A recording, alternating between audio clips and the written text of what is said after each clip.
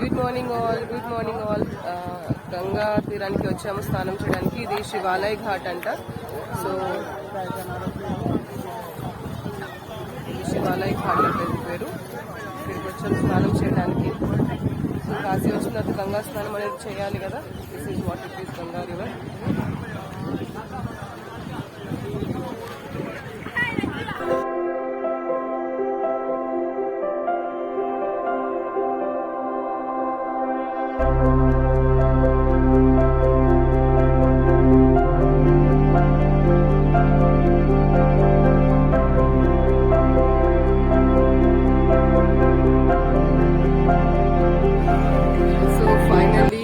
స్నానం అయితే అయిపోయింది.